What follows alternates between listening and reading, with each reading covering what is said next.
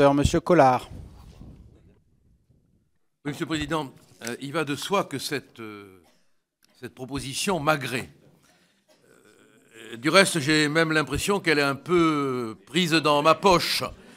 J'ose dire qu'il y a des pickpockets législatifs en ce moment. Mais enfin bon, on ne va pas les dénoncer, hein, on ne va pas les dénoncer, ils se dénoncent eux-mêmes.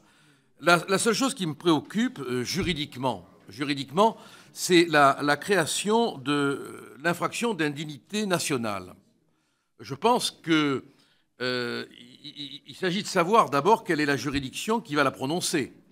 Parce que si l'étranger, si le mis en cause a commis les faits à l'étranger, s'il a porté les armes contre la France de l'étranger, est-ce qu'il faut qu'on l'appréhende, qu'on le traduise devant une juridiction pour qu'on puisse constater sur le territoire français qu'il a commis une infraction.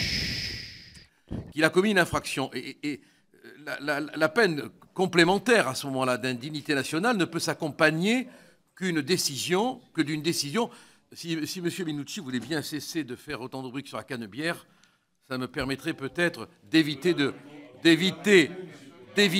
hausser le ton pour me faire entendre. Non, mais ce qui est extraordinaire, c'est que vous vous piquez tous d'un grand esprit démocratique, mais il n'y en a pas un d'entre vous qui est capable d'écouter quand on articule une opinion, sauf Bompard, c'est vrai, lorsqu'on articule une opinion qui est divergente ou différente de la vôtre.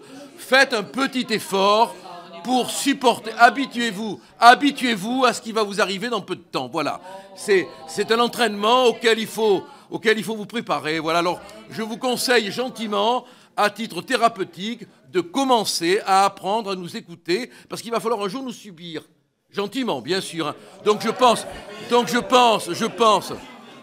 Monsieur le Président, que ce texte, que je trouve parfait, pose un problème technique en ce qui concerne la notion d'indignité nationale, qui ne peut être comprise, si je vous ai bien suivi, hein, comme une peine complémentaire, ce qui suppose qu'on ait appréhendé l'auteur des faits et qu'on l'ait jugé sur le territoire français.